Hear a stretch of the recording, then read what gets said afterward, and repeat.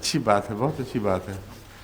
हम लोग भी बचपन में कादियान में दरसों पे जरूर जाया करते थे। अगर चीज़ समझ आए ना आए, मगर रिवाज था सब बच्चों को ले जाते थे। और दरस कभी आधा ख़त्म हो, कभी उससे पहले ही सब बच्चे लेटे होते थे इधर उधर सोए हुए।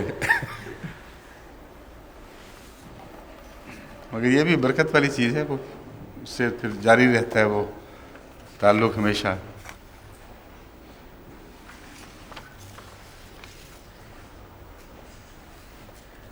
ये तो इतवार को औज़ु बिल्लाहि मिनश शैतानिर रजीम, बिस्मिल्लाहिर रहमानिर रहीम।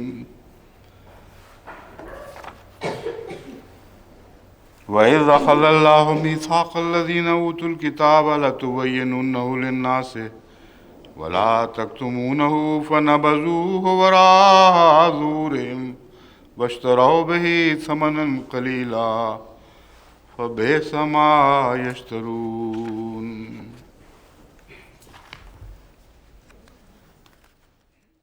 Surat Ali Imran ayat 188. Terjemahannya adalah, dan ingatlah ketika Allah mengambil perjanjian yang teguh dari orang-orang yang telah diberi kitab. Perjanjian apa itu? Bahwa Anda harus menerangkannya secara detail kepada manusia. Anda akan menjelaskan isi dari kitab itu atau membacakan kitab tersebut kepada orang-orang, dan jangan menyembunyikannya.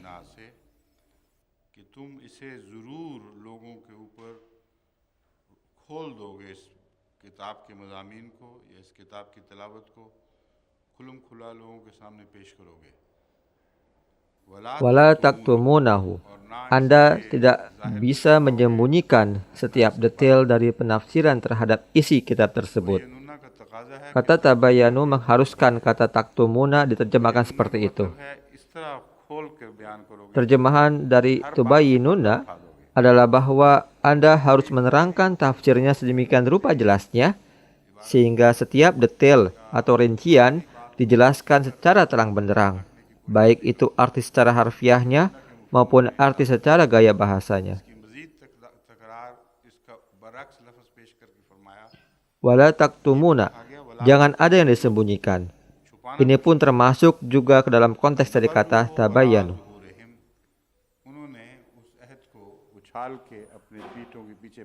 Ayat ini juga menyebutkan kata yang berlawanan, dan kata itu wala taktumuna, janganlah menyembunyikan sesuatu. Fanabaduhu wara'a zuhurihim, mereka mencampakkannya ke belakang, dan washtarau bihi samanan qalila, dan mereka menukarnya dengan harga yang murah. Sangatlah buruk apa yang mereka pertukarkan. Ini adalah ayat yang pembahasannya berkisar pada kata misak atau perjanjian.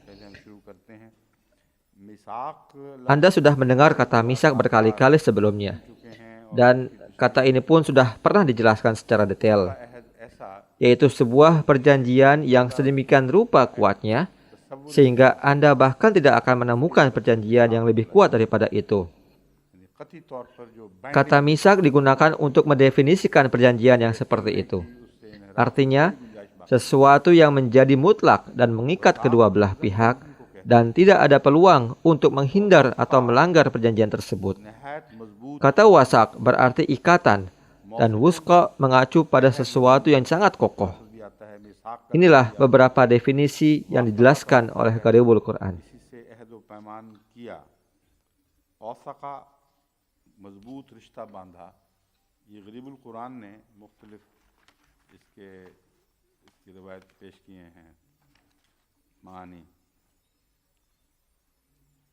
Wasiku syai wasaqatun. Hal ini lebih menekankan pada konteks makna.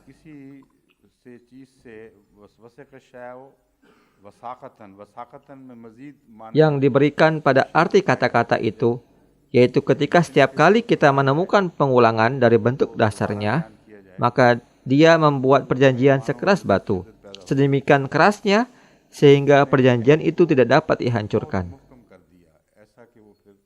टूट न सके। ardun wasiqatun Arjun वसीकतुन उस जमीन mengacu pada sebuah daratan yang terdiri dari dedaunan yang sangat lebat. Thick foliage हो, Misalnya di Afrika terdapat banyak sekali daratan yang dipenuhi oleh semak-semak belukar. इस्तेमाल होगा।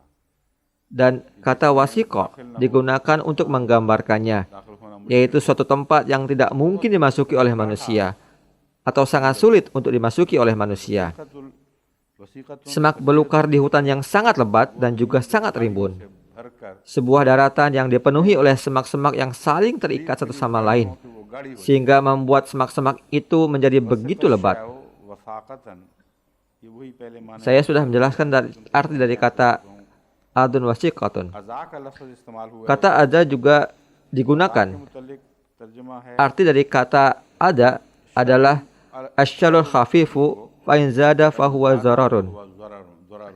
Kata aza mengacu pada rasa sakit yang sifatnya sementara. Sir तो अमूमन Kata syar sering digunakan untuk menggambarkan kerusakan. Oleh karena itu, penggunaan kata syar dalam ayat ini artinya lebih mengarah kepada rasa nyeri ketimbang fasad atau kerusakan. बेमन फिल अर्ज़ है, बेमन फिल अर्ज़ है। हम इरादा पूरी आयत क्या है वो, वहाँ भी शर लफ्ज़ Di ayat lain, kata syar mengacu pada sesuatu yang menyebabkan rasa sakit.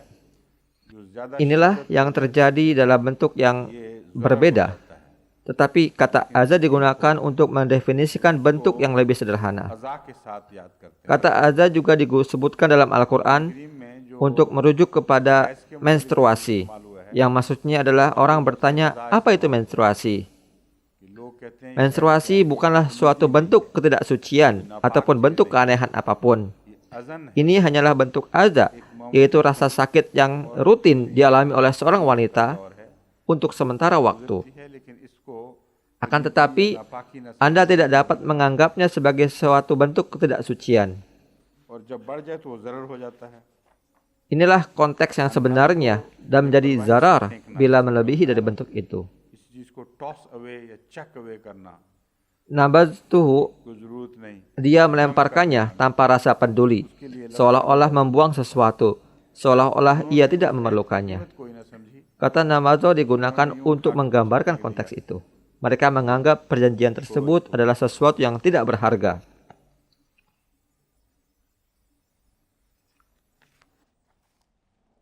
Mereka mencampakkannya तराहु seolah-olah mengatakan, lupakan saja, tidak ada faedahnya, tidak ada manfaatnya.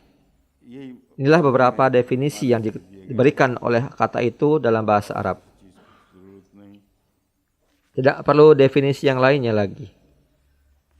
Disebutkan pula bahwa arti nabaza adalah melanggar perjanjian. बल्कि तहकीर के साथ Sebenarnya tidak hanya melanggar perjanjian, melainkan juga memandang rendah dan tidak mempercayai perjanjian tersebut. और बेकार और बेमानी चीज़ Sehingga उसको उठा के फेंक दिया। ia menganggapnya sebagai sesuatu yang tidak berharga dan akan mencampakkannya.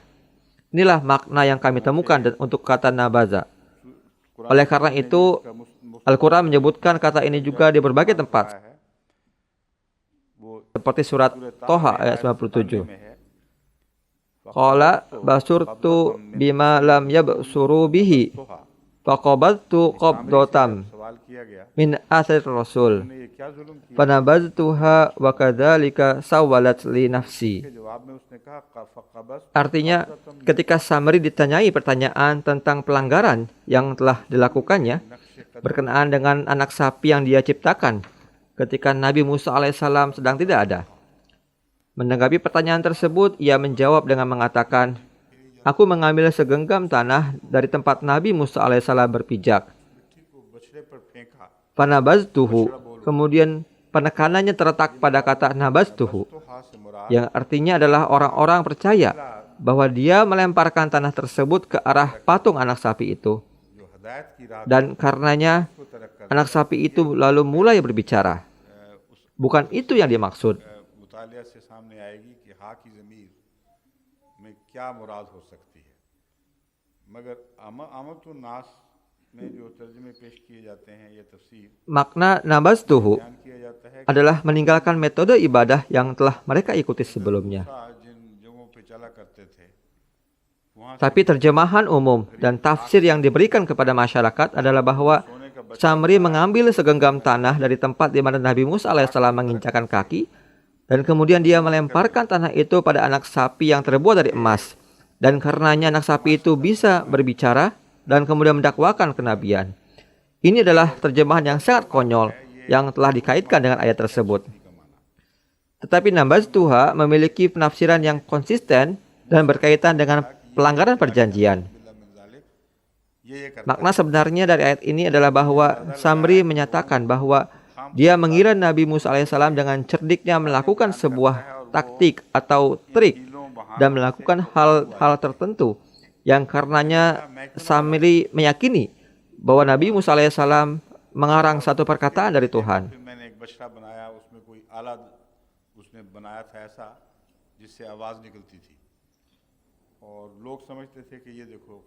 ये खुदा है जो ये खुदाई सिफात वाला एक वजूद बोल रहा है वइम्मा तखाफन्ना मिन कौमिन खियानतन फअम्बिज़ इलैहिम अला सवा Allah Ta'ala menyatakan bahwa Anda harus sungguh-sungguh menaati perjanjian yang dibuat. Akan tetapi jika Anda merasa bahwa sebuah bangsa tidak menghormati syarat-syarat yang telah ditetapkan, maka Anda harus menghadapinya dengan cara yang sama seperti mereka lakukan. Ini tidaklah berarti bahwa Anda telah melanggar perjanjian atau persyaratan yang telah ditetapkan, melainkan sangatlah perlu untuk melindungi perjanjian tersebut, di mana orang-orang yang melanggar ketentuan dalam perjanjian itu akan dijatuhi hukuman. Tetapi hukuman itu akan diberikan hanya sebatas pengkhianatan atau pelanggaran yang telah mereka lakukan. Ini adalah satu ajaran keadilan yang sangat luhur, bahwa Anda tidak dapat berperang melawan sesuatu bangsa hanya dengan merasakan tanda-tanda pengkhianatannya saja. Ala Sawain merupakan sebuah ajaran keadilan yang sangat indah.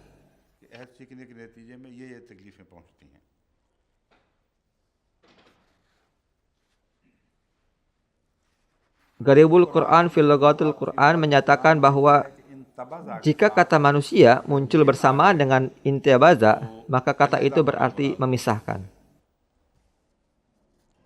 Ada penjelasan panjang lebar tentang kata samanan. Hal ini juga telah dibahas panjang lebar di masa yang lalu. Kata saman mengacu pada segala jenis uang tunai atau apapun yang dapat ditukar dengan uang atau dengan cara barter. Saman juga mengacu pada nilai sesuatu, dan kata itu juga bisa digunakan untuk merujuk pada harga sesuatu. Dengan kata lain, artinya adalah harga dan nilai.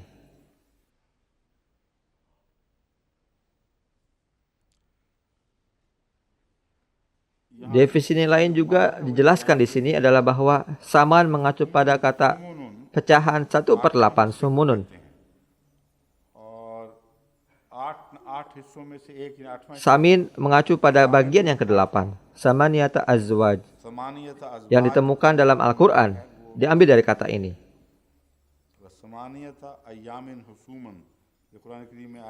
Ayat ini telah disebutkan dalam Al-Quran, bahwa hembusan angin yang dahsyat telah menimpa mereka selama 8 hari berturut-turut. Saya tidak mengerti mengapa kata ini telah disebutkan di sini. Tapi tentu akan ada informasi tambahan dengan perantaran kata tersebut. Kata samania tidak ada hubungannya dengan kata saman. Akar kata bisa saja sama, tetapi harus diterapkan dengan cara yang sama pula, seperti yang telah diterapkan dalam Al-Quran. Kata ini juga tidak ada hubungannya dengan pecahan 1/8.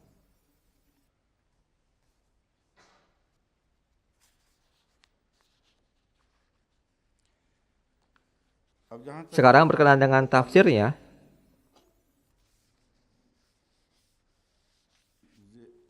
pertanyaan mendasar yang telah disampaikan adalah, apa artinya misakul ladzina utul kitab? Kita tahu bahwa ada sesuatu yang dikenal dengan misakun nabiyyin, perjanjian dengan para nabi. Perjanjian apa yang dimaksud di ayat ini, di mana orang-orang diperintahkan untuk tidak menyembunyikan apapun yang telah diwahyukan kepada mereka? जाहिर करना है और छुपाना नहीं।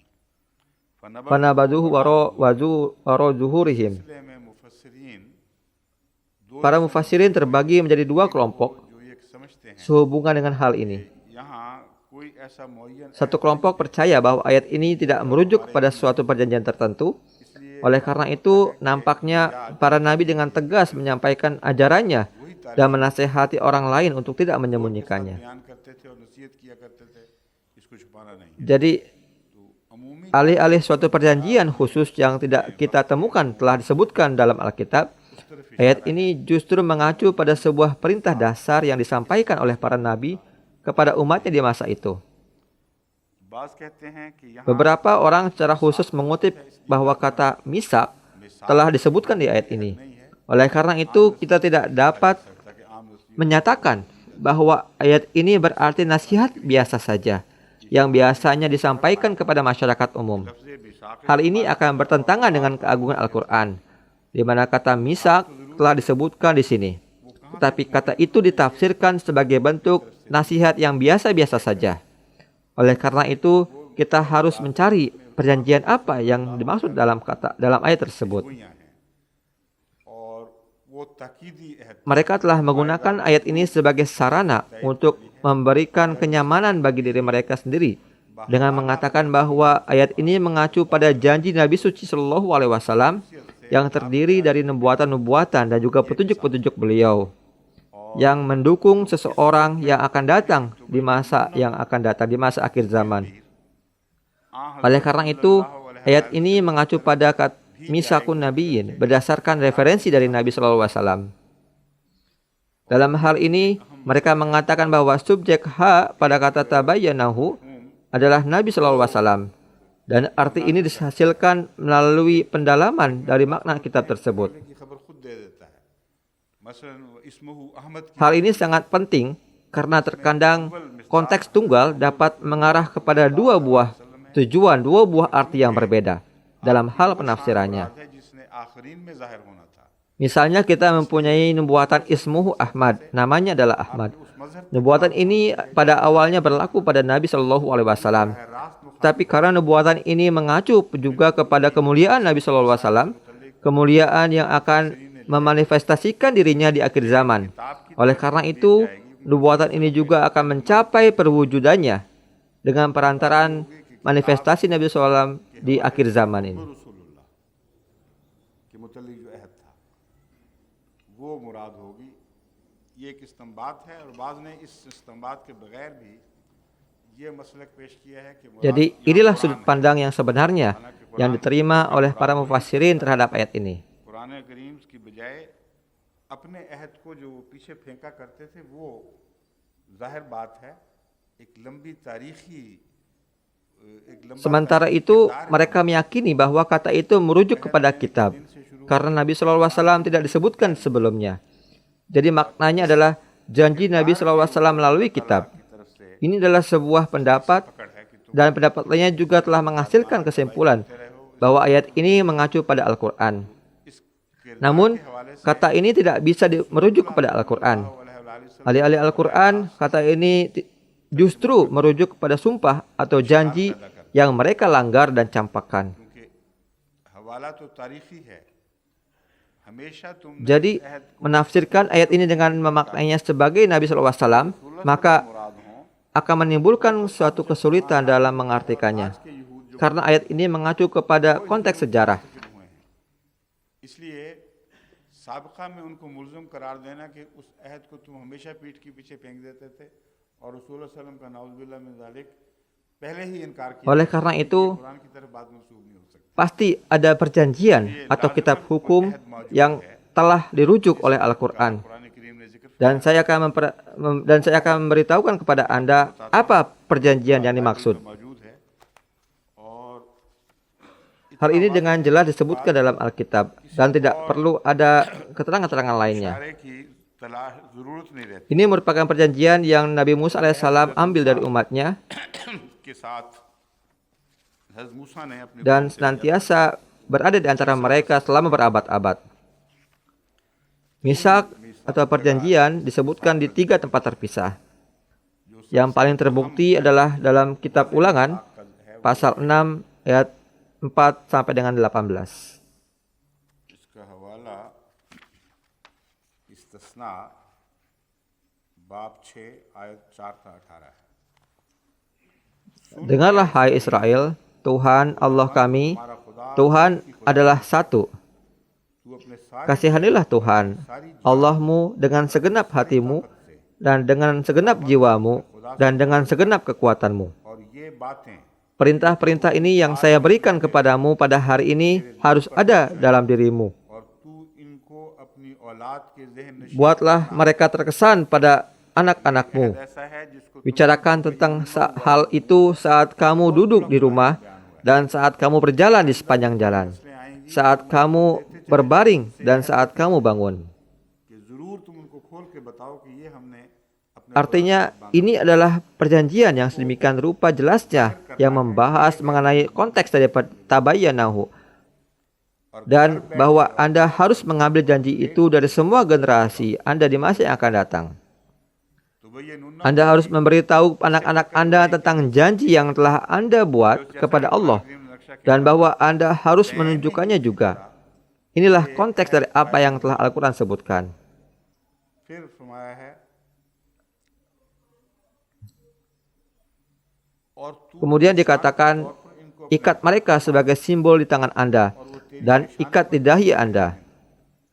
Lihatlah bagaimana Al-Quran memperluas pembahasan berkenaan dengan kata tabayyanu. खोल कर बयान फरमाया गया है Bible Penjelasan ini sangatlah cocok dengan kata yang telah digunakan dalam Alkitab dan juga Al-Quran. मैन ही इस पर सादिक आता है Dikatakan bahwa Anda harus memberi tanda di dahi Anda. इस पर सादिक आता है कहते हैं कि पेशानी पर टीके लगा लेना इस बात के Tulislah itu di depan pintu rumah Anda dan di gerbang Anda. फाटकों पर लिखना और जब खुदावन तेरा खुदा तुझको उस मुल्क में पहुंचाए Ketika Tuhan Allahmu membawamu ke tanah yang dijanjikan, Dia bersumpah kepada leluhurmu, जब वो तुझको kepada Abraham, Ishak dan juga Yakub untuk memberimu sebuah daratan yang luas dengan kota-kota besar dan berkembang yang tidak kamu bangun, rumah yang dipenuhi dengan segala macam hal baik yang kamu tidak sediakan, sumur-sumur yang tidak kamu gali, dan kebun-kebun anggur dan kebun zaitun yang tidak kamu tanam. Dan jika kamu makan dan kenyang, berhati-hatilah agar kamu tidak melupakan Tuhan yang membawa kamu keluar dari Mesir, keluar dari tanah perbudakan. Takutlah akan Tuhan Allahmu, layani Dia saja dan ambillah sumpahmu atas namanya. Jangan mengikuti Allah lain, Allah dari orang-orang di sekitar kamu.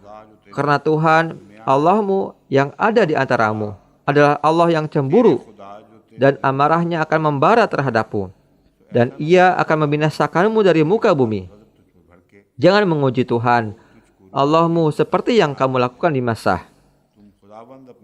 Pastikan untuk menaati perintah Tuhan Allahmu dan ketentuan serta ketentuan yang telah Dia berikan kepadamu. कहाँ आजमाया था ये क्या लफ्ज़ है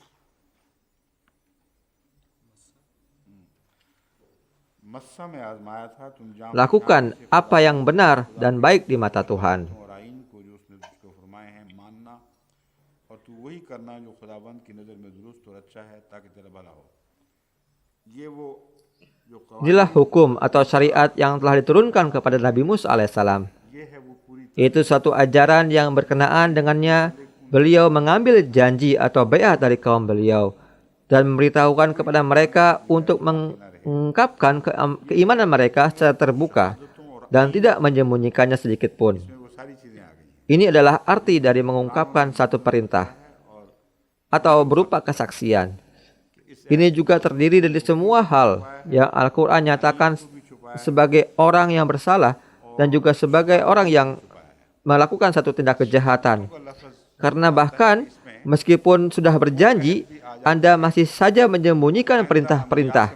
Anda menyembunyikan kesaksian dan Anda menyembunyikan kebenaran. Ini merupakan satu tindakan yang jahat, tindakan yang tidak baik.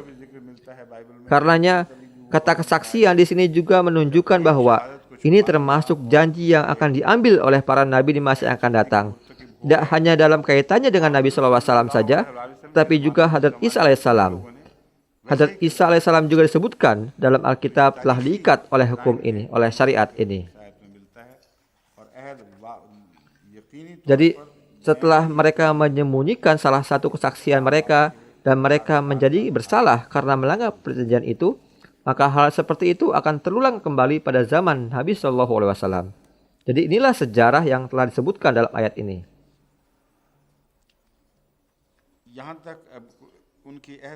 Untuk poin ini, saya akan memberikan satu contoh mengenai bagaimana cara mereka melanggar janji. Bagaimana mereka menyembunyikan satu perintah yang terkandung dalam kitab mereka dengan sengaja demi kepentingan mereka sendiri. Suatu ketika, seorang laki-laki dan perempuan Yahudi yang telah melakukan satu tindak kejahatan dihadapkan kepada Nabi Shallallahu Alaihi Wasallam. Lalu Nabi Shallallahu Alaihi Wasallam menghukum mereka sesuai dengan perjanjian lama. Nabi Shallallahu Alaihi Wasallam bersabda bahwa kejahatan yang telah mereka lakukan harus dihukum berdasarkan hukum syariat mereka sendiri. Oleh karena itu, kami akan menerapkan syariat Islam kami akan menerapkan syariat kalian ketimbang menggunakan syariat Islam. Hadis ini merupakan sebuah hadis yang sangat berguna sebagai pedoman dan bimbingan dalam hal-hal yang berkaitan dengan penegakan syariat di zaman ini. Nabi SAW meminta mereka untuk menjelaskan tentang hukuman apa yang telah disebutkan dalam syariat mereka sendiri terkait dengan kejahatan yang telah mereka lakukan.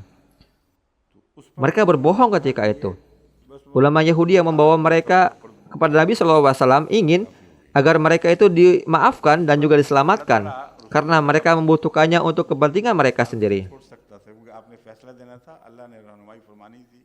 Allah Ta'ala membimbing beliau SAW sedemikian rupa sehingga ketika itu Abdullah bin Salam hadir di sana.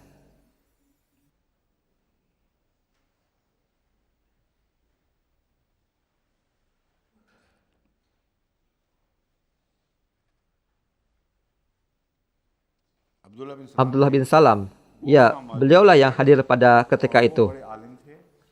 Beliau adalah seorang ulama yang hebat. Beliau adalah seorang muslim yang awalnya adalah seorang penganut agama Yahudi.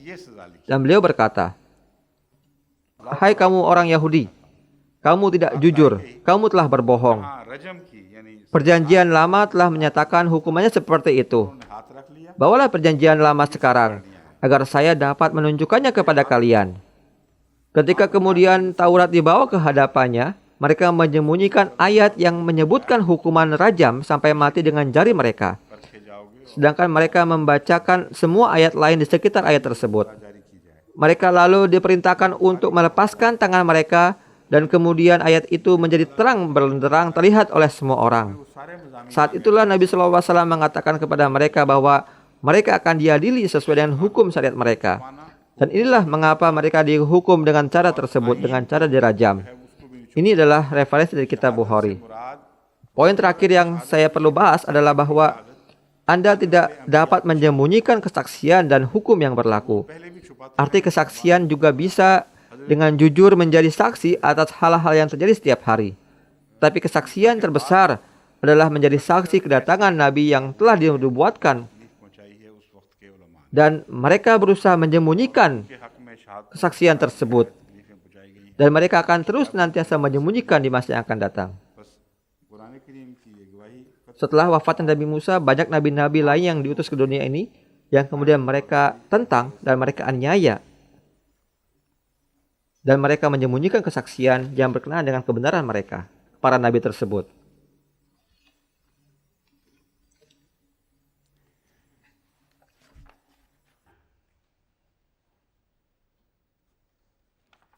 Pertanyaan lainnya yang muncul adalah berkenaan dengan apa hubungannya dengan ayat sebelumnya. Hadrat Imam Razi menulis bahwa telah disebutkan di ayat yang sebelumnya bahwa mereka mengganggu orang-orang beriman melalui perbuatan mereka secara zahir. Dan sekarang mereka melakukannya secara rohani atau spiritual. Jadi berdasarkan ayat ini berarti bahwa cara orang-orang Yahudi mengganggu dan menimpakan kesulitan kepada umat Islam baik itu secara zahir ataupun secara rohani, yaitu dengan cara bersekongkol melawan mereka. Mereka juga secara diam-diam mendukung musuh-musuhnya dan ini pun merupakan cara mereka untuk melanggar perjanjian yang telah mereka buat. Hal tersebut tidak disebutkan oleh Imam Razi, tapi sebenarnya ini juga merupakan satu bentuk dari pelanggaran perjanjian. Hal ini disebabkan karena telah disepakati oleh Nabi Shallallahu Alaihi Wasallam dalam perjanjian Madinah bahwa jika terjadi penyerangan terhadap beliau Shallallahu Alaihi Wasallam, maka tidak boleh ada seorang pun dari antara penduduk Madinah yang ikut serta melawan Nabi Shallallahu Alaihi Wasallam dalam penyerangan tersebut. Oleh karena itu, ini merupakan upaya-upaya dari orang-orang Yahudi untuk terus-menerus melanggar perjanjian yang telah mereka buat, yang telah mereka sepakati bersama. Sehingga apa yang mereka lakukan menimbulkan kerugian bagi umat Islam secara zahir.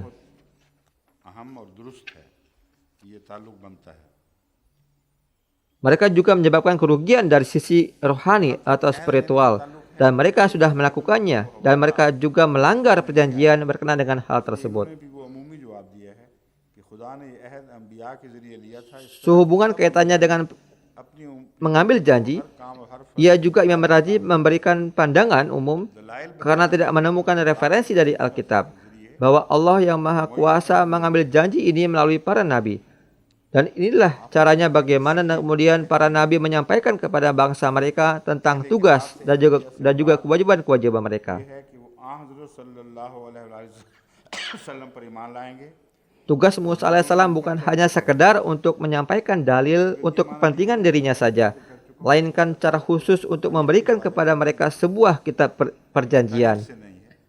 Hafiz Ibnu Katsir menulis bahwa definisi mengambil janji dari ahli kitab adalah memerintahkan mereka untuk beriman kepada Nabi Shallallahu Alaihi Wasallam dan bahwa mereka harus mengenalkan beliau Shallallahu Alaihi Wasallam kepada generasi mereka, kepada kaum mereka.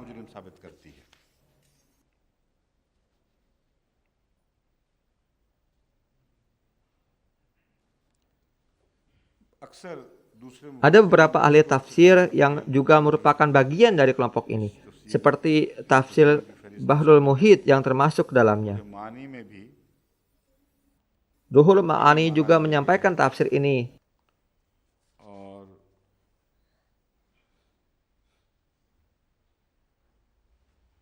Dan Jamil Bayan telah menyampaikan semua jenis tafsirnya berkenaan dengan hal tersebut. Beberapa mufassirin meyakini bahwa ayat ini berkaitan dengan hanya orang Yahudi saja. Sedangkan mufassir lainnya meyakini bahwa ayat ini berkenaan dengan ulama-ulama Yahudi. Sedangkan beberapa lainnya menganggap ayat ini merujuk kepada seluruh bangsa Yahudi. Ini adalah sebuah aspek yang terpisah dari perbedaan pendapat tersebut. Apakah ayat ini merujuk kepada seluruh bangsa Yahudi atau hanya merujuk kepada ulama Yahudi saja?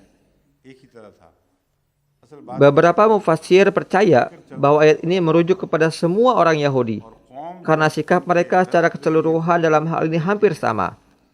Intinya adalah bahwa para ulama mengajarkan agama kepada umat dari suatu bangsa, dan ketika orang-orang mengikuti sikap dan perilaku ulama yang tidak benar, dan ketika mereka terlibat dalam suatu bentuk tindak kejahatan karena ajaran dari para ulama tersebut, maka pada dasarnya mereka setuju dengan prinsip-prinsip ajaran yang disampaikan oleh para ulama itu. Karenanya mereka menjadi kaki tangan para ulama itu dalam kejahatan hanya dengan menerima keputusan yang dibuat oleh para ulama itu. Dan begitulah mereka juga pada akhirnya menjadi penjahat.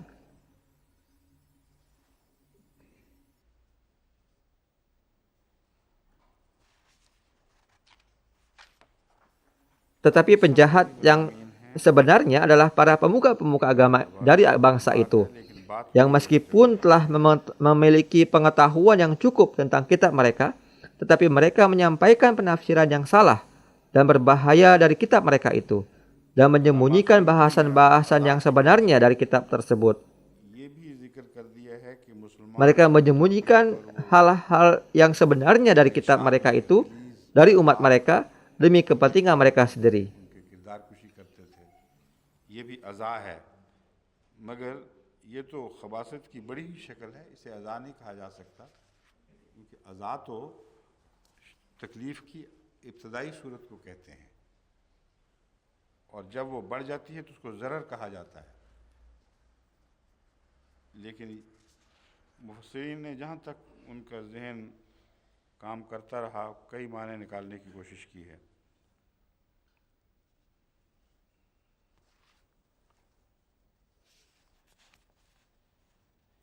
Alamah Zamakhsyari percaya bahwa ha dalam latubayyinunnahu mengacu pada kitab. Dan saya yakin Alamah Zamakhsyari telah memahami ayat ini dengan benar. Orang-orang Yahudi selalu menghindar kitab yang telah diturunkan kepada mereka. Mereka mencampakkan perjanjian yang disebutkan dalam kitab tersebut. Oleh karena itu, mereka menjadi terlibat dalam pelanggaran-pelanggaran janji mereka itu.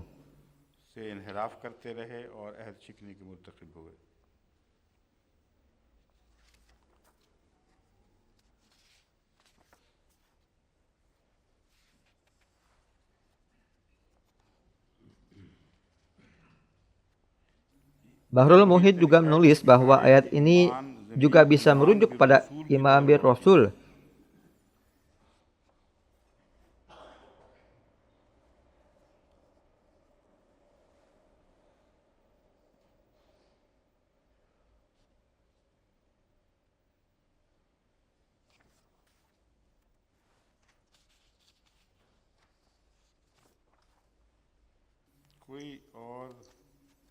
Saya akan menyampaikan hal lain kepada Anda jika saya menemukan sesuatu yang baru dari ayat ini. Akan tetapi saat ini saya tidak bisa menemukannya. Hadrat Habib Masih awal radhiyallahu anhu juga telah menafsirkan ayat ini seperti yang telah saya jelaskan, bahwa ketika Allah Ta'ala mengambil janji yang sungguh-sungguh dari Anda atau para ahli kitab, bahwa Anda menyatakan keimanan kalian itu kepada orang-orang dan tidak menyembunyikannya.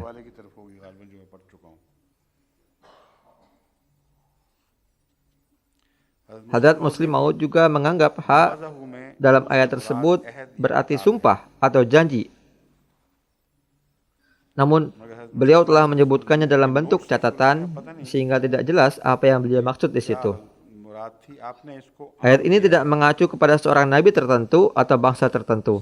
Tapi setiap nabi telah mengambil janji dari umatnya, baiat dari umatnya, bahwa mereka akan menyebarkan ajarannya. Ini adalah sebuah pemikiran yang sama dengan yang telah saya sebutkan melalui berbagai referensi. Namun pandangan Hadrat Fatul Masih awal itu benar-benar sesuai dengan pandangan saya. Atau harus saya katakan pandangan saya itu benar-benar sesuai dengan pandangan beliau yang seperti sudah saya jelaskan.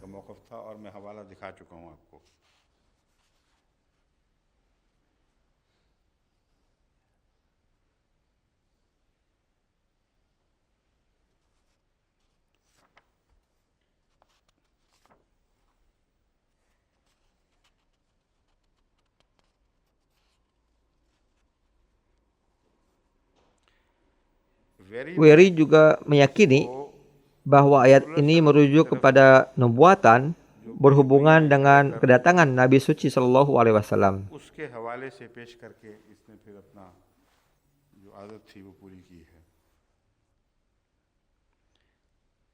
Ia menulis, Anda harus menyampaikannya. Itu adalah nubuatan tentang Muhammad yang terkandung dalam Pentatuk. Klaim yang dibuat di sini sebenarnya adalah bahwa nubuatan utama yang terbesar adalah nubuatan berkenaan dengan kedatangan Nabi Muhammad SAW. Sama seperti orang Kristen menganggap roh nubuat sebagai kesaksian Tuhan kepada Yesus sebagai Kristus. Kelihatannya dari bagian ini bahwa Muhammad secara sadar atau tidak sadar tertipu oleh seorang Yahudi yang memang direncanakan untuk baiat masuk Islam dan meyakini nubuatan dalam perjanjian lama tentang seseorang yang akan datang berhubungan dengan dia. Lihatlah bagaimana dia dengan cerdik menyerang Islam. Pertama, dia menganggap ini sebagai sebuah perjanjian dengan merujuk pada pandangan beberapa mufassirin yang menganggap bahwa ayat itu mungkin merujuk pada sebuah sumpah atau janji. Namun ini bukanlah sesuatu konsep atau pemahaman yang sepakati dengan secara bulat. Seperti yang telah saya jelaskan, ayat ini mencakup seluruh hukum atau syariat, baik itu syariat lama maupun syariat baru, dan juga sumpah atau janji yang diambil oleh para nabi. Ayat ini juga mencakup kesaksian yang dibuat oleh para nabi tentang kedatangan seorang nabi di masa yang akan datang.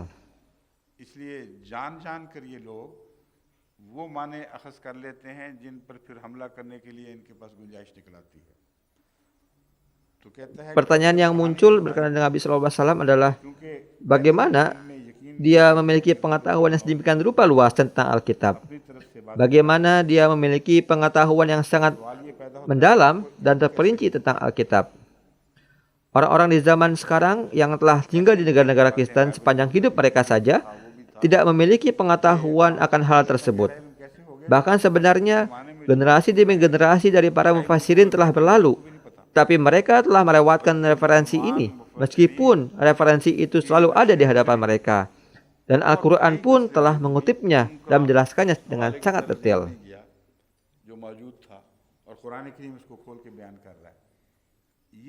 Dia menyatakan bahwa sebenarnya Nabi SAW diperdaya atau ditipu ketika mengetahui hal itu dari Abdullah bin Salam radhiyallahu anhu, yang telah masuk Islam dari agama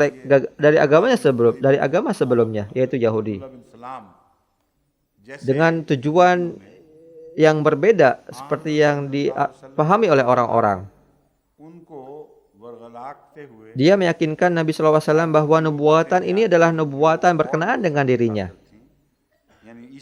Ini adalah penafsiran yang tidak mendasar dari awal. Mengapa Abdullah bin Salam beriman kepada Nabi SAW?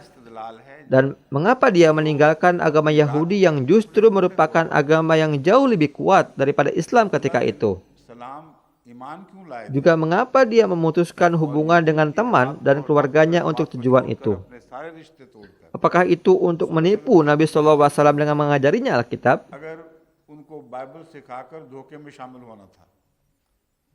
Dia juga telah membuat sedikit perbedaan dengan meragukan niat Nabi SAW dengan mengatakan bahwa mungkin Nabi SAW melakukan ini secara sadar atau tidak sadar. Namun tidak mungkin beliau tidak sadar dalam kasus ini. Jika dia benar-benar mempelajari ini dari orang lain, lalu apa gunanya mengatakan secara tidak sadar?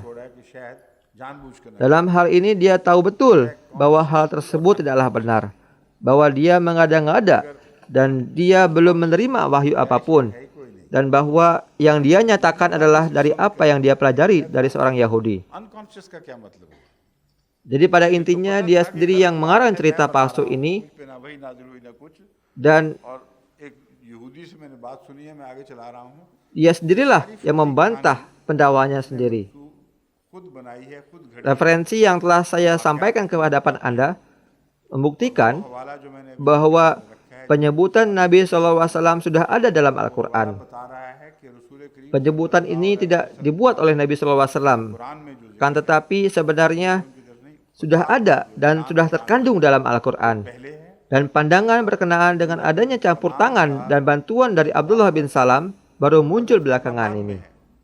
Nabi SAW memang biasa berdiskusi mengenai berbagai macam hal di tengah-tengah umat Yahudi, khususnya mengenai ayat-ayat yang telah diturunkan, dan masalah seperti itu muncul akibat dari perilaku mereka. Berkaitan dengan hal tersebut, memang pernah ada satu kesempatan di mana Abdullah bin Salam hadir dan sudah ada sebuah aturan yang artinya bahwa Al-Quran sudah mengeluarkan sebuah pernyataan tentang hal tersebut. Kan tetapi pandangan yang tidak masuk akal dengan mengatakan bahwa ini adalah cara Nabi SAW untuk belajar tentang ajaran-ajaran dalam Alkitab, dan bahwa beliau SAW menjiplak ajaran-ajaran tersebut untuk menjadi bagian dari ajarannya dan memasukkannya ke dalam Al-Quran. उस मौके पर अब्दुल्ला बिन सलाम ने जो बात बयान की है वो तो जिक्र ही नहीं है कुरान करीम में। अगर जिक्र होता तो रसूलुल्लाह सल्लल्लाहु अलैहि वसल्लम खुद ही मालूम कर। Kemudian ada juga referensi dari Montgomery Ward, dan dia juga membatasi tafsir ayat ini pada poin tentang nubuatan berkenaan dengan kedatangan Nabi SAW. Dengan melakukan hal itu, dia juga mengabaikan konteks seputar turunnya ayat ini dan juga konteks sejarah dari Bani Israel. Dan hal tersebut dikarenakan jika mereka mengakuinya, maka secara tidak langsung setuju dengan fakta bahwa dalam Al-Quran terdapat informasi dan ilmu pengetahuan yang detail yang tidak diketahui oleh para ulama di zaman ini. Mayoritas ulama saat ini tidak memiliki pengetahuan tentang hal tersebut. Sedangkan Al-Quran secara terbuka memberikan referensi tentang detail yang sama dengan karakteristik orang-orang Yahudi. अगर ये तस्लीम कर लें तो फिर कुरान करीम के हक Beginilah cara orang-orang ini menunjukkan ketidakjujuran mereka. Quran को इल्म है जिसका उस जमाने के उलमा को भी पता नहीं था, आज भी अक्सर को पता नहीं, और कुरान बड़े खुलम खुले वो हवाले दे रहा है कि तुम्हारे अंदर ये भी बात थी, वो बात भी थी, वो बात भी थी। ये इस तरह ये बदयांती करते हैं, ये इल्ज़ाम नहीं है इन लोगों पर। यही मॉन्टगोमरी वाट साहब हैं जिन्होंने जमात अहमदिया का भी जिक्र किया हुआ है। वो हवाला कहाँ है? मीर मसूद अहमद साहब ने भिजवाया ना ये हवाला। अच्छा, सऊद साहब हैं, हमारे मलूद साहब मरहूम के भाई जो हैं। सऊद मारूफ तो वही हैं तारीख वाले हैं। अच्छा, सऊद अहमद खान लिखा करते हैं, यहाँ वो नहीं है, तो कोई गैर मारूफ सऊद हैं। नासराबाद कहाँ? अच्छा, रब्बा के। ये जो भी हैं इन्होंने अच्छा हवाला दिया है।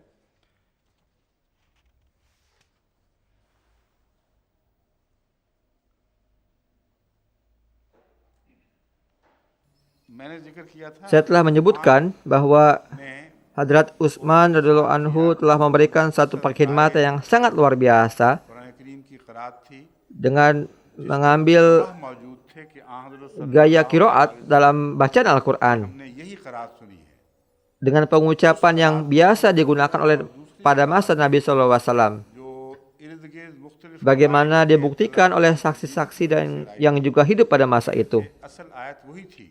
Namun उस beliau tidak pernah memasukkan dialek-dialek itu ke dalam teks Al-Quran yang sebenarnya. Car नहीं किया कि मौजूद है। Ini adalah satu perkhidmatan yang tertinggi terhadap Al-Quran yang tidak mungkin dilakukan oleh siapapun tanpa bantuan khusus dari Allah Ta'ala. Allah Ta'ala telah menciptakan hafizun atau penjaga untuk menjaga dan melindungi Al-Quran. Dan Hadrat Utsman memiliki status mulia tersebut dalam hal perkhidmatannya terhadap Al-Quran. इस Dia, से ये चिढ़ते हैं लोग। Watt, sangat tidak suka menyampaikan sudut pandang ini, tapi dia terpaksa menyebutkannya. ऐसे रंग Namun dia menyebutkannya sedemikian rupa sehingga tidak ada yang akan menerimanya. हम जमात अहमदिया ने Jemaat Ahmadiyah tidak pernah menyatakan bahwa penjelasan ini tidaklah benar, melainkan seperti yang telah saya jelaskan dari sudut pandang pemahaman Hadrat Masih Maud salam tentang masalah seputar dialek atau cara baca yang berbeda yang digunakan pada saat itu. में उन मानों की तायद में जो मसीह मौद अलैहिस्सलाम ने लिए हैं, उन Yang benar adalah bahwa ayat-ayat tersebut yang merupakan ayat Al-Quran adalah bentuk Al-Quran yang sebenarnya dan yang sesungguhnya. Quran करीम में जो Dan dialek atau bacaan atau kiroat yang sesuai dengan berbagai dialek suku bangsa Arab hanya terbatas pada suku-suku tertentu itu saja. वो उन अरब कवायद Tapi tidak ada perbedaan dalam hal arti dan terjemahannya dari teks yang sebenarnya. कोई फर्क नहीं, एक ये मौक़िफ़ है। दूसरा मौक़िफ़ ये है कि वो क़रातें जो मुख्तलिफ मज़ामीन की तरफ इशारे कर रही हैं बज़ाहिर, उनमें से वही क़रातें काबिल कबूल हैं जो कुरान करीम के अंदर मौजूद क़रात की मुखालफत नहीं करती, उनसे हट कर माने पेश नहीं करती, बल्कि उनके बुतून की तरफ इशारे कर रही हैं। Kemudian orang ini juga menulis, ये इम्कानी माने भी दाखिल हैं, वो इम्कानी माने, ये है जमात का मौक़िफ़। अब ये साहब कहते हैं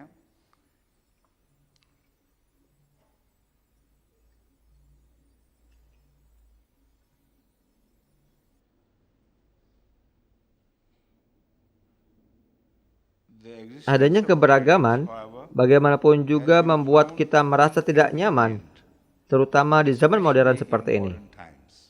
Seolah-olah ingin mengatakan bahwa umat Islam menjadi resah dan sulit untuk merespon tentang hal ini. Umumnya umat Islam sebagian besar tidak menyadari keberadaan 7 qiraat ini dan kelompok atau aliran bid'ah modern.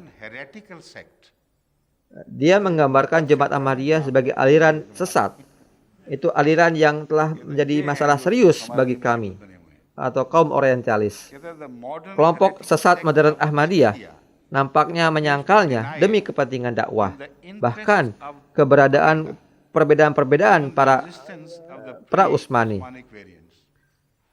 Hal ini sungguh merupakan satu kebohongan. Dia menulis bahwa kami menggunakannya sebagai sarana dakwah karena kami menggunakannya sebagai satu-satunya cara untuk menjelaskan sudut pandang kami. Pada dasarnya dia telah mengakui kebenaran dan kekuatan argumen ini, bahwa inilah sudut pandang yang dapat berguna dalam dakwah Islam. Sampai di situ memang benar. Akan tetapi tidaklah benar jika mengatakan bahwa jemaah telah menciptakan sebuah perspektif baru tentang masalah yang sama sekali tidak ada hubungannya dengan kebenaran. Sungguh hal ini merupakan benar-benar satu kebohongan. Beberapa orang yang begitu terpengaruh dari orientalis ini, mereka percaya bahwa apapun yang mereka katakan itu sebaik dan semulia firman dari Allah Ta'ala. Mereka hanya dapat memutarbalikkan fakta dan lalu menyematkan kebohongan dalamnya.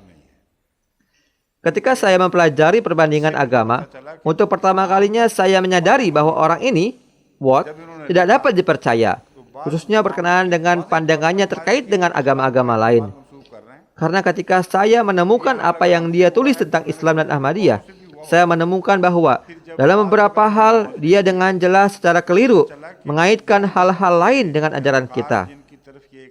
Oleh karena itu saya pikir jika dia bisa memperlakukan kita seperti itu, maka dia pun pasti memperlakukan orang lain dengan cara yang sama.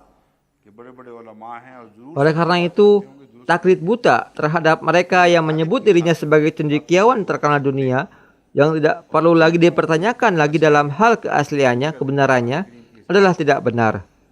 Mereka dapat memanipulasi terjemahan agar sesuai dengan kepentingan mereka.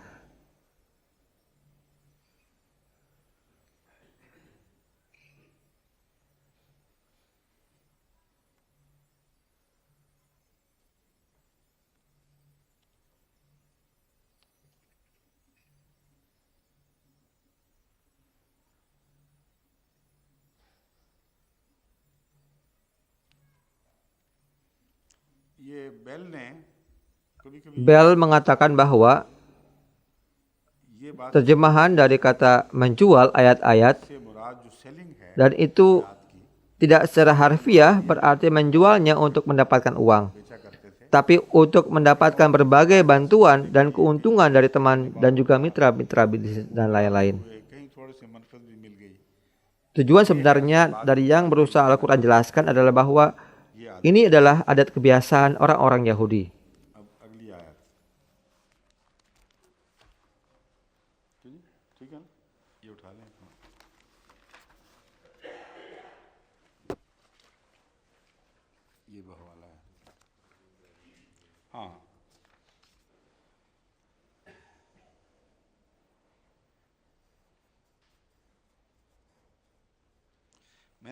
Seperti yang saya sebutkan, bahwa ayat berikutnya yang berhubungan dengan pelanggaran perjanjian adalah topik yang masih relevan dengan tradisi orang-orang Yahudi saat itu.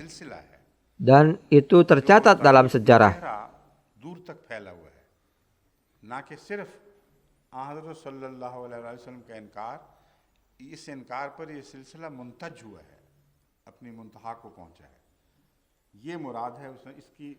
Hal ini didukung oleh ayat 101 sampai dengan 102 dari surat Al-Baqarah. Wa kullama ahadu ahdan nabadahu fariqum minhum, bahwa mereka selalu melanggar semua perjanjian yang telah disepakati. Faktanya sebagian besar dari mereka tidak percaya pada agama yang benar atau tidak akan percaya. Walamma ja'ahum rasulun min indillah, dan kapanpun utusan dari Allah Ta'ala datang kepada mereka yang telah disampaikan kepada mereka oleh para nabi-nabi mereka, artinya kutipan dan referensi yang terima oleh Allah Ta'ala dalam bentuk sebuah kitab mereka. Oleh karena itu mereka biasa memperlakukan semua nabi dengan cara yang sama.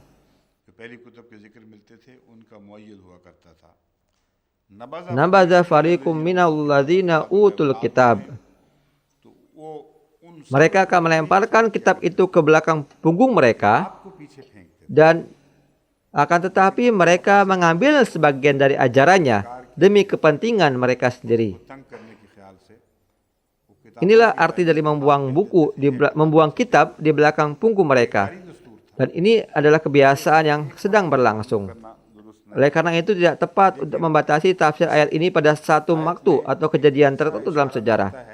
Namun, satu hal yang kami pahami dari ayat ini adalah bahwa perjanjian yang diambil dari para nabi di berbagai waktu sepanjang sejarah. Dan ini bisa menjadi alasan mengapa Hadrat Muslim Maud radhiyallahu anhu telah memahami ini sebagai ajaran dari semua nabi.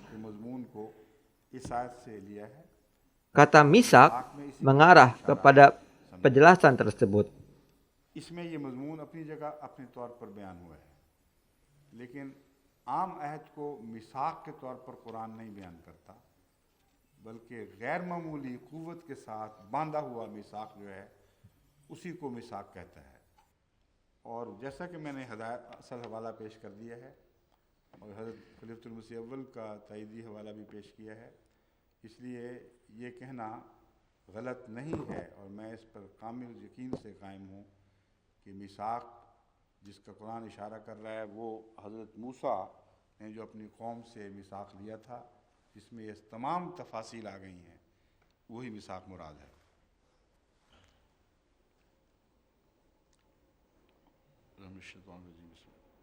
ला ताहसबन्नल्लज़ीना यफ़रहूना बिमा आताऊ व युहिब्बूना अन युहमदू बिमा लम यफ़अलू व युहिब्बूना अन युहमदू बिमा लम यफ़अलू फला ताहसबन्नहुम बिमफ़ाज़तिन मिनल अज़ाब व लहुम अज़ाबुन अलीम। तू इन लोगों को Pertama-tama saya akan jelaskan kata yafrihun. La tahsabanna alladzina yafrahun. Orang-orang yang sangat gembira atas tindakan mereka. Bima atau berarti perbuatan yang mereka lakukan atau perbuatan apapun yang mereka lakukan. Apapun perbuatan yang ditugaskan kepada mereka. Semua itu adalah bagian termasuk dari kata bima atau. Jadi artinya adalah apapun tindakan yang mereka lakukan atau telah dilakukan, mereka akan bangga akan pencapaiannya. Makna lainnya adalah bahwa mereka akan mengingatkan, menyebut-nyebut kepada orang-orang tentang pencapaian apa saja yang telah mereka raih. Kedua, mereka ingin dipuji atas tindakan dan pencapaian yang bukan dilakukan oleh mereka sendiri. Artinya, mengambil manfaat dari hasil pekerjaan orang lain juga merupakan kebiasaan dari orang-orang yang memiliki pemahaman seperti itu. Kata kerja la tahsabanna telah diulangi di sini. La tahsabanna yang pertama sepertinya tanpa banyak alasan, tetapi telah diulangi lagi, dan oleh karena itu saya akan menerjemahkannya. Ini berarti bahwa janganlah sekali-kali Anda mengira, dan tentunya Anda tidak akan mengira atau mengetahui. Setelah perintah pertama tidak mengetahui atau tidak mengira, ayat ini menyebutkan kesalahan-kesalahan mereka. Dan kesimpulannya sekali lagi menyebutkan untuk tidak mengira. Janganlah sekali-kali mengira sebelum kesimpulan tercapai. Dan kali ini penekanannya untuk tidak mengira sangat tegas. Sekarang mari beralih ke kamus bahasa Arab. Yafrahuna. Farhat berarti kebahagiaan yang didapat dengan cepat. Namun konteks yang ditemukan dalam Al-Quran tidak mendukung makna kata tersebut. Karena kata farah juga digunakan untuk merujuk pada kebahagiaan yang diterima oleh orang-orang yang beriman. Dan kebahagiaan seperti itulah kebahagiaan yang abadi. Kata ini berkaitan dengan satu kejadian di mana mereka akan memberikan ketenangan yang abadi di hati orang-orang yang beriman.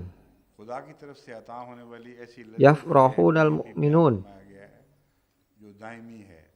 Pada hari ini atau pada saat ini orang-orang beriman akan mengalami farah atau kesenangan, kebahagiaan. यौम यफरहुल Mereka akan senang dengan perasaan ini. आज के दिन ये वो वक्त Kata ini tidak mengacu pada perasaan farah atau kebahagiaan yang bersifat sementara. ये कोई आरजी इत्तेफाकी फरा की जिक्र नहीं है बल्कि Kata farah digunakan juga dalam bentuk negatif. Dan kata itu akan sesuai dengan terjemahan kesenangan sementara. वो एक दायमी खुशी Farah atau kebahagiaan memiliki konotasi yang berlawanan dengan kata huzn atau ketidaksenangan, kesedihan. Ini juga makna yang telah disebutkan. Seperti yang sudah saya jelaskan, kata itu juga digunakan dalam konotasi negatif oleh Allah Ta'ala. Ia menyatakan dalam hubungannya dengan manusia, farihun fakhur, seseorang yang menjadi bersemangat dengan pencapaian-pencapaian kecil dan menjadi sangat bangga dengan pencapaian tersebut. फिर Juga disebutkan dalam Al-Quran arti lain dari mufrahun. मानों में अल्लाह ताला फरमाता है Seperti yang telah disebutkan dalam kamus bahasa Arab, adalah seseorang yang berhutang banyak. खुश होकर Hal ini telah dinyatakan dalam sebuah hadis Rasulullah SAW.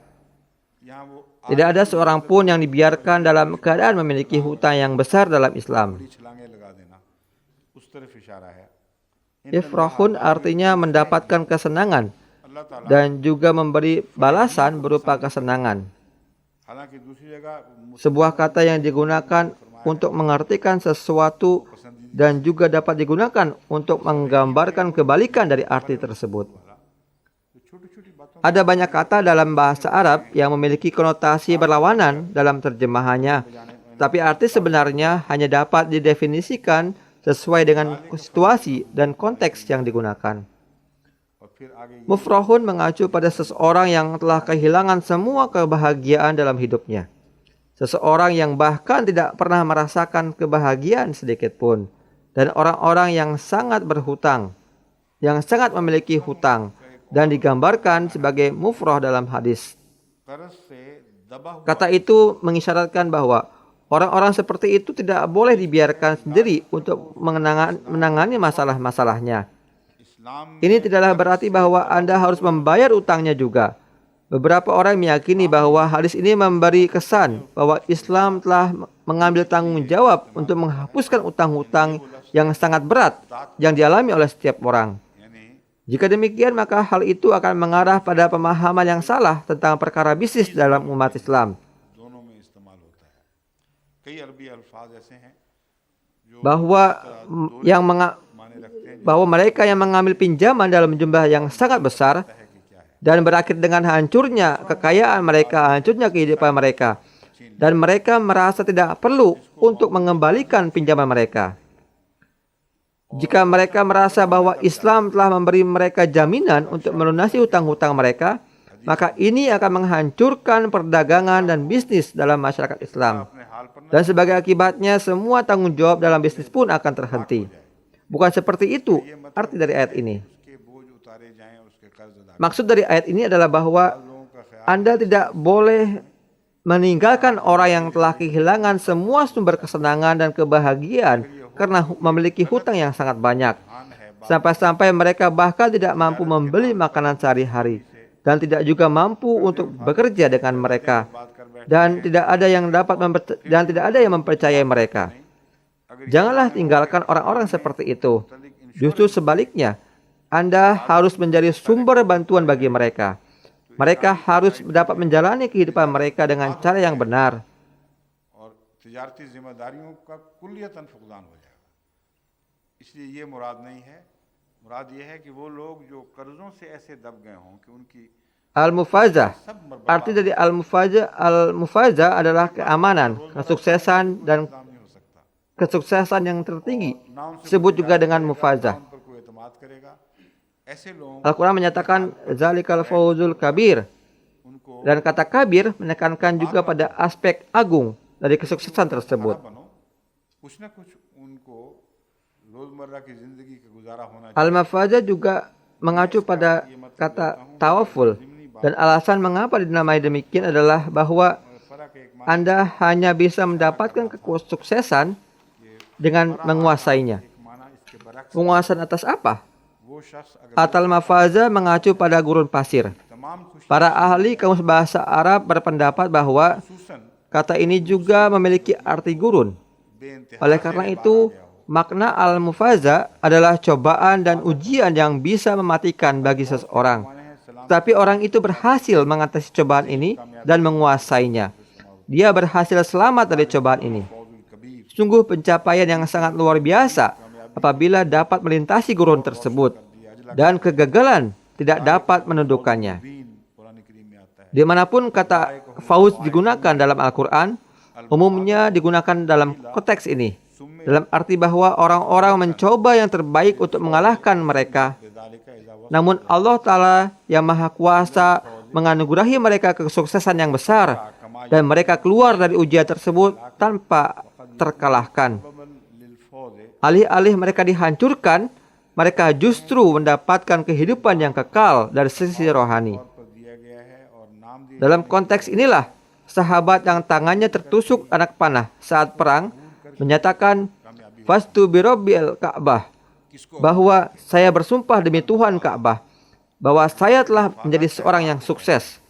Oleh karena itu, meskipun sepertinya di pandangan musuh ia kalah, tapi dia tahu bahwa dia sedang melewati gurun percobaan ini dan dia pasti akan menerima pahala dari Allah Ta'ala.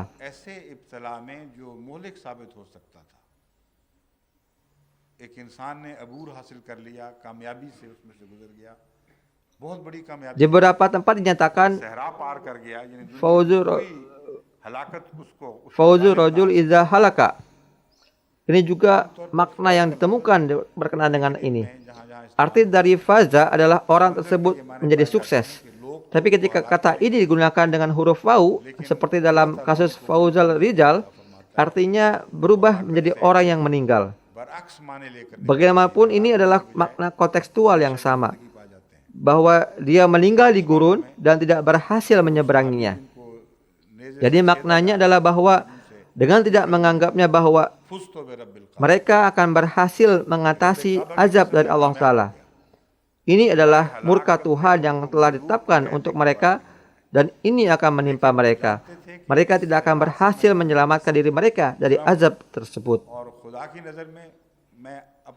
Aqrabul Mawarid juga memberikan makna mafaza, tempat di mana tidak ada air. Halaka juga berarti tempat di mana kematian terjadi. Aqrabul Mawarid juga menggambarkannya sebagai tempat kesuksesan dan penebusan di bawah kata mafaza.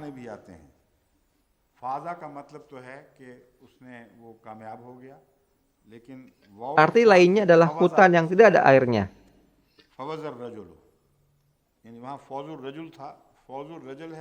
Arti dari faz adalah menyeberang gurun yang panjang di mana tidak ada air. Mereka yang meninggal dalam perjalanan ini akan digambarkan sebagai fauz. Mereka yang meninggal dan tidak berhasil akan disebut fuaza. Tapi mereka yang berhasil melewati akan dijelaskan di bawah, akan jelaskan sebagai dalam kata faza. वो इनको घेर लेगा, इनको मगलूब कर देगा, उसमें से कामयाबी से अपने वजूद को बचा कर नहीं निकल सकेंगे।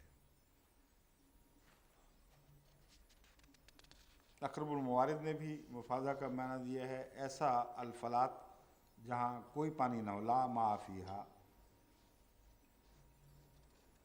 दूसरे माने दिए हैं हलाकत का मुकाम। फिर अक़रबुल मवारिद ने निजात का मकाम और कामयाबी का मकाम भी इसी लफ्ज़ मफाजा को बयान किया है। वो जंगल जिसमें पानी ना हो, ये भी माना है। Berkenaan dengan konteks yang mana ayat ini diturunkan, beberapa penulis percaya bahwa ayat ini diturunkan sehubungan dengan beberapa orang-orang munafik. Kapanpun Nabi SAW berangkat untuk menuju peperangan, beberapa di antara orang-orang munafik kembali ke kota mereka dan mereka kemudian bersuka cita karena mereka telah berhasil untuk tidak ikut berperang. Ketika Nabi SAW kembali ke kota beliau, mereka kemudian akan memberikan alasan demi alasan dan bersumpah dan lain-lain. Namun kemudian mereka ingin dipuji atas hal-hal yang tidak mereka lakukan.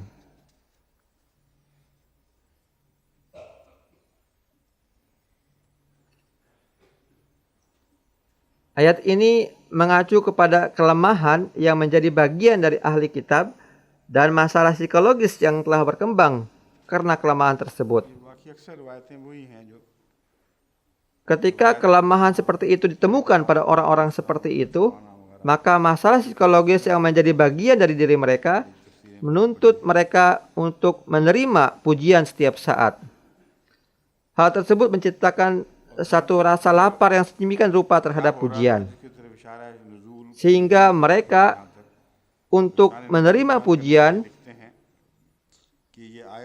merasa lapar, yang bahkan pujian atas hal-hal yang tidak mereka lakukan.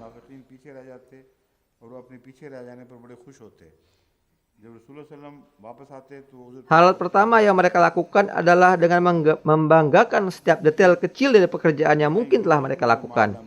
Dan jika mereka juga menerima pujian atas hal-hal yang belum mereka lakukan, lalu mengapa tidak?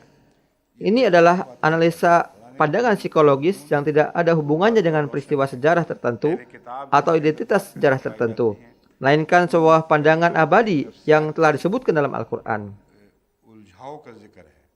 Namun, para mufassir lainnya berpendapat bahwa ini tidak ada hubungannya dengan orang-orang munafik. Ini mengacu pada ulama dan ulama besar Yahudi dan telah diungkapkan dalam kaitannya dengan mereka.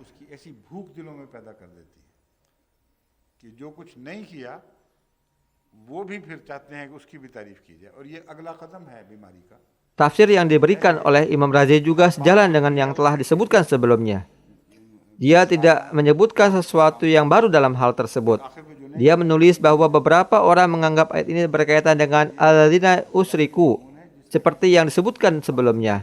Dan beberapa mufassir lainnya percaya alladzina yafrihun berarti orang-orang yang merancang perubahan dalam kitab Taurat. Tidak ada keraguan bahwa ini mengacu pada orang-orang yang telah dibahas secara mendetail karena kebiasaan mereka yang secara jelas terbukti sejalan dengan perilaku mereka.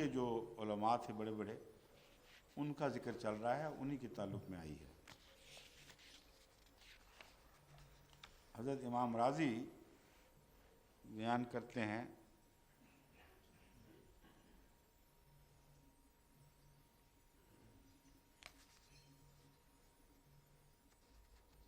वो सारी बातें जो पहले गुजर चुकी हैं उन्हीं का इरादा है, उसमें कोई नई बात नहीं।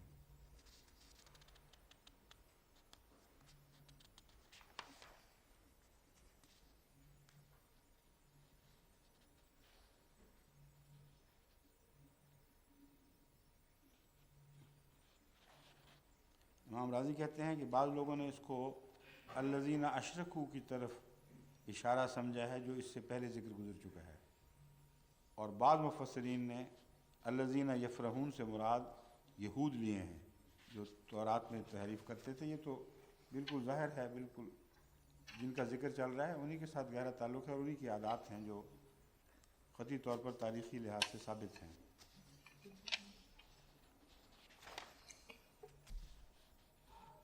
Sebelum saya mulai ayat berikutnya, saya ingin menjelaskan bahwa penyakit mendasar ini tidak hanya ditemukan di dalam diri orang-orang Yahudi saja.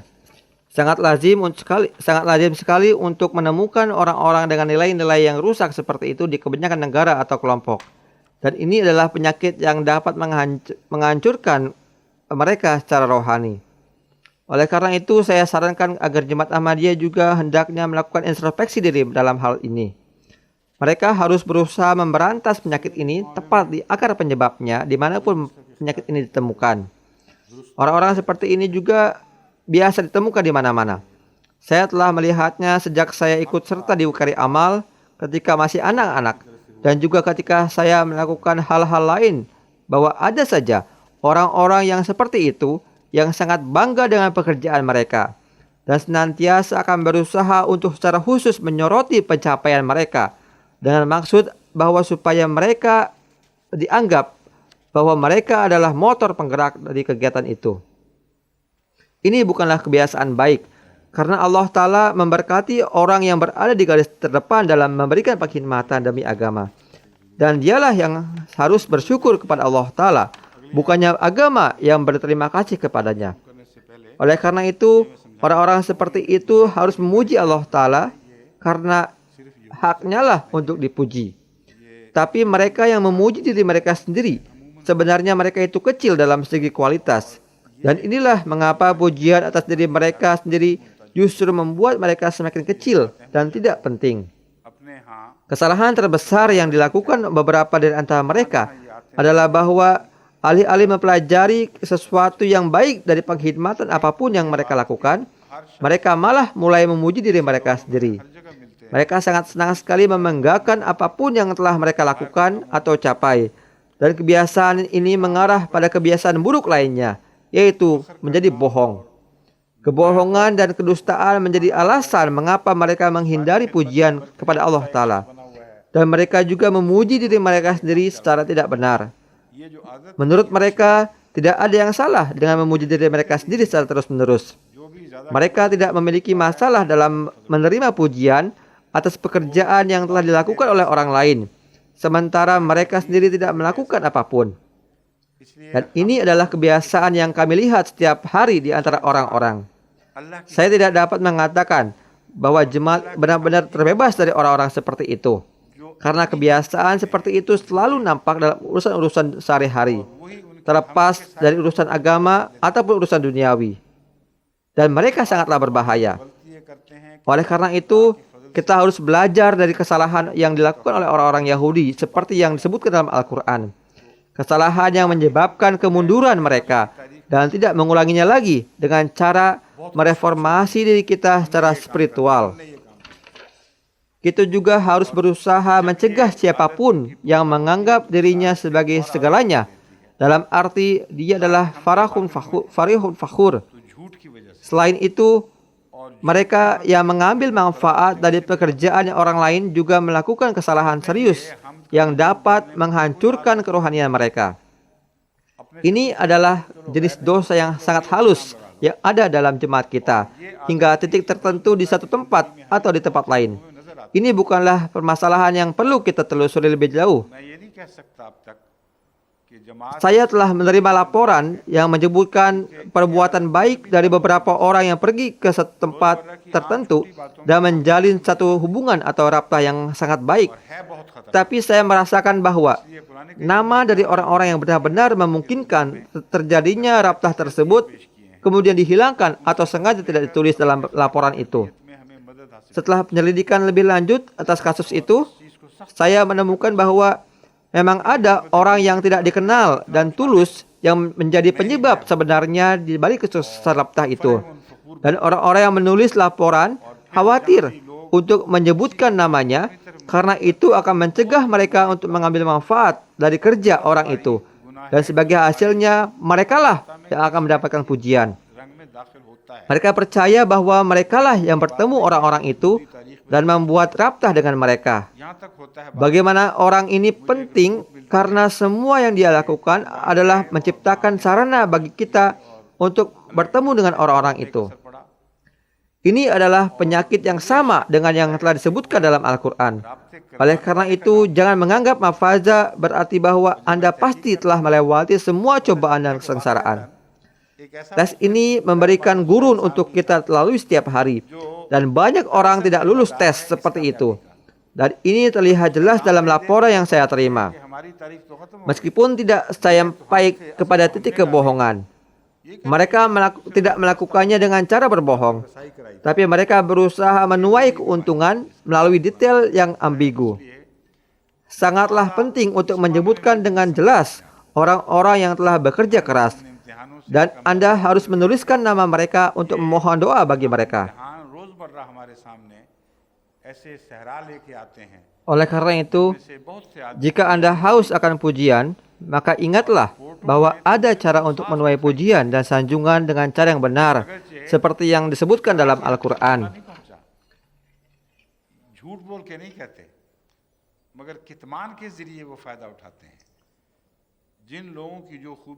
Kami memiliki beberapa pengurus yang memberikan laporan yang sangat rinci tentang siapa orangnya, apa yang telah ia buat, pekerjaan apa yang telah ia lakukan.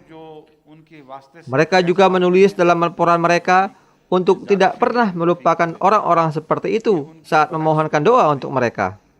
बल्कि अगर वो ऐसा करें तो उनकी शान और भी बुलंद होगी, क्योंकि जो लोगों से फायदा उठाकर नेक काम करता है और उसको उम्दगी से करता है, उसका अपना एक क्रेडिट है जो कोई उससे छीन नहीं सकता। लेकिन अगर वो बयान कर Dari laporan yang saya baca baru-baru ini तो उसका मर्तबा ऊंचा होता है। pada Jumat yang lalu, ये भी उनकी ada satu laporan dari Nur Sahib dan beliau tidak menyembunyikan detail sekecil apapun, dan Quran करीम ने सच्ची हमद की oleh karena itu रखे हुए हैं। हमारे बाज beliau वरा हैं माशाल्लाह, menyampaikan secara detail apa saja pekerjaan yang dilakukan oleh orang-orang. Beliau menyebut setiap orang yang menurutnya pantas disebutkan atas pekerjaan baik apapun yang telah mereka lakukan. रिपोर्टें पड़ी थी मसन कल जुमे में, उनमें हमारे हिबतुन नूर साहब भी कभी नहीं छुपाते। Amir Sahib di Norwegia juga memberikan laporan terperinci tentang siapa yang membantu dan dengan cara apa ia membantu. जो ज्यादा काबिल तारीफ दिखाई देता है कि फलां ने भी ये काम किया, फलां ने भी। Kami menerima berbagai jenis laporan. कि अमीर साहब जो रिपोर्टें भेजते Amir Sahib Jerman tidak pernah melewatkan nama-nama orang lain yang telah memberikan pengkhidmatan yang sangat luar हैं, biasa. जगह मिक्स्ड है। Sedangkan beliau tidak pernah menyebut nama beliau sendiri dalam laporan itu. की रिपोर्टें आती हैं।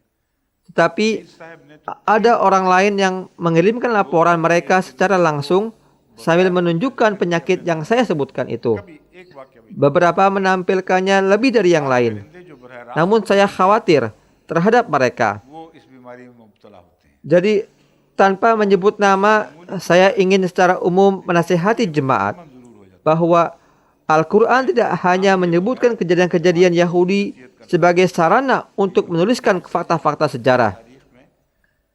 Al-Quran adalah kitab yang memahami hakikat umat manusia. आपका तारीखी Dan bahkan jika fakta sejarah itu ditemukan atau tidak ditemukan, sifat manusia itu menunjukkan kesaksian tentang fakta bahwa ini adalah kitab yang benar dan ini adalah kitab Allah Ta'ala. गवाह है कि ये सच्चा कलाम है।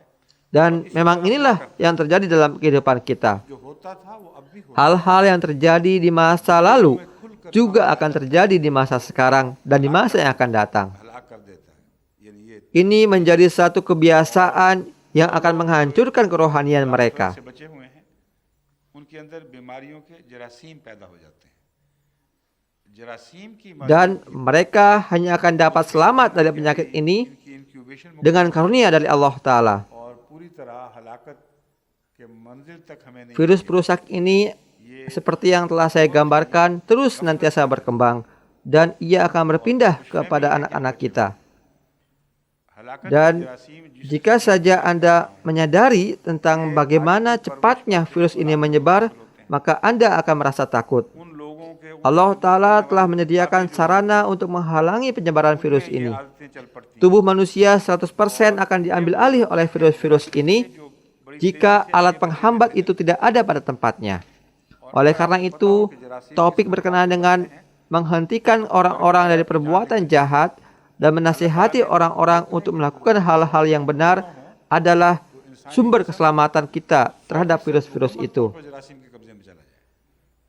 तो इसलिए नहीं अनिल मुन- Saya telah memenuhi tugas saya dengan menjelaskan kepada Anda bahwa alasan mengapa kita memiliki virus-virus ini dalam diri kita adalah karena virus-virus ini ada dalam diri semua orang sampai batas tertentu. लिहाज से मैं अपना फर्ज ये अदा Dan करता हूं।